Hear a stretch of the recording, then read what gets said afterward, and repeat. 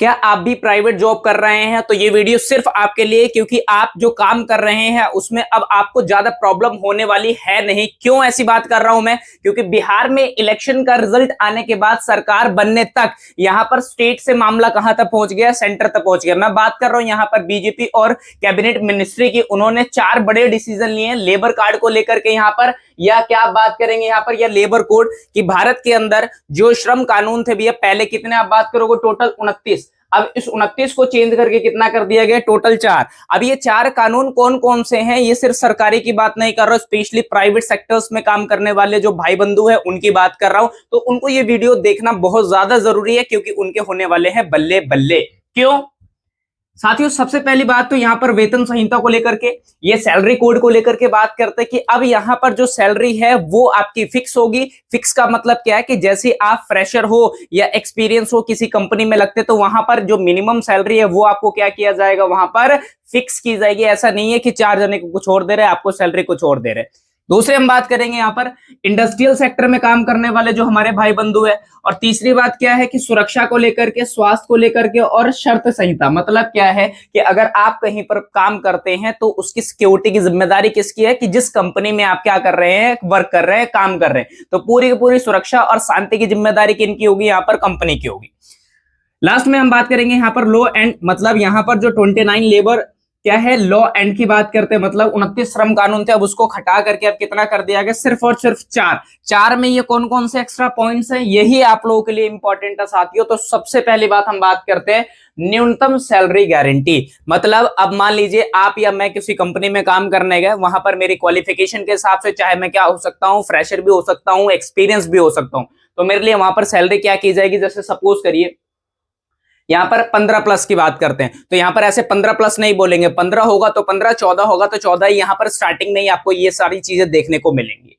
दूसरी बात, appointment letter. जैसे आप किसी कंपनी में रिक्रूट होते हैं, कंपनी के द्वारा आपको हायर किया जाता है, तो अपॉइंटमेंट लेटर बकायदा सरकारी की तरह आपको क्या किया जाएगा, उस कंपनी के नाम के हिसाब से, फंड के हिसाब से आपको अलॉट किया जाएगा। तो इसमें यह पता लगेगा कि आप किसी रिप्यूटेड कंपनी में क्या कर रहे हैं, as a worker, as a officer के रूप में क्या कर रहे हैं साथियों, काम कर रहे हैं। तो एक समाज के अंदर सोशल जो रिप्यूटेंस है वो बिल्डअप करने के लिए सरकार ने एक बहुत अच्छा इनिशिएटिव लिया है, जो खासतौर पर प्राइवेट सेक्टर में क्या कर रहे हैं साथियों, दोस्तों, काम कर रहे हैं।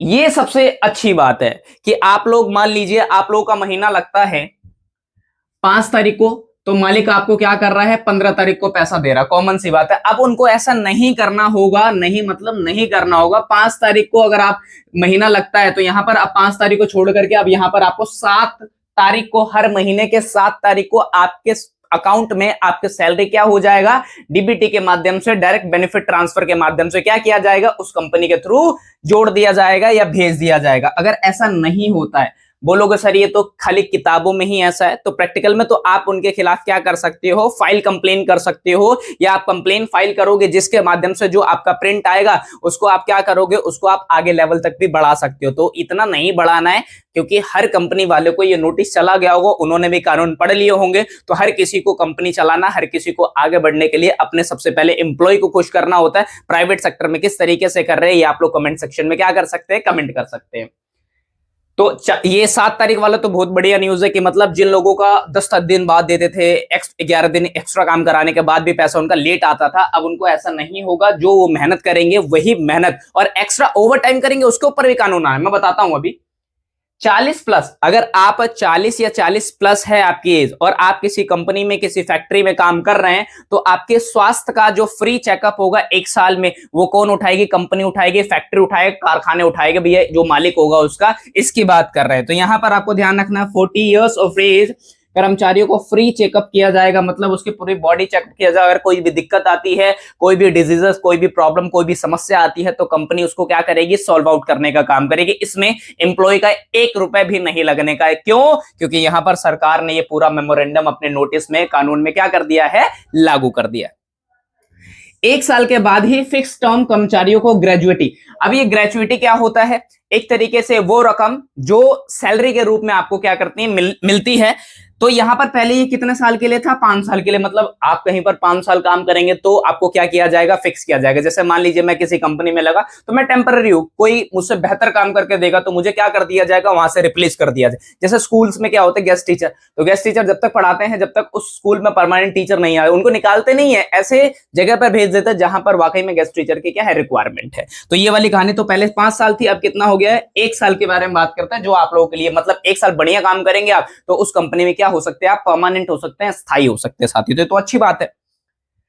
ओवर टाइम वर्क, अब मान लीजिए आपकी ड्यूटी है 7 से 8 घंटे की, मालिक आपसे काम करवा रहा है कितने, 10 घंटे या 12 घंटे, और सैलरी आपको लगभग 10 घंटे के बराबर, 2 घंटे का एक्स्ट्रा पैसा आपको नहीं दे रहा है। तो मतलब अगर आप 8 घंटे की ड्यूटी या 12 घंटे काम कर रहे हैं, टोटल कितने घंटे काम कर रहे हैं एक्स्ट्रा, 4 घंटे, तो 4 घंटे की डबल सैलरी आपको यहां पर मिलेगी ही मिलेगी। नहीं मिलता तो फिर आप फाइल क्या कर सकते हैं, कंप्लेन कर सकते हैं, किसके अगेंस्ट में, कंपनी के अगेंस्ट में, मालिक के अगेंस्ट में। ये आपको, आप लोग भड़ास कमेंट सेक्शन में क्या कर सकते हैं, अपने मालिकों के प्रति निकाल सकते हैं। अच्छे हैं तो भी कमेंट करिएगा, बुरे हैं तो भी कमेंट करिएगा, ताकि उनकी आवाज उन तक क्या कहे, पहुंच जाए। पहुंच तो वैसे भी जाएगी साथी, क्योंकि यहां पर सेंट्रल मामला, स्टेट वाला मामला नहीं है।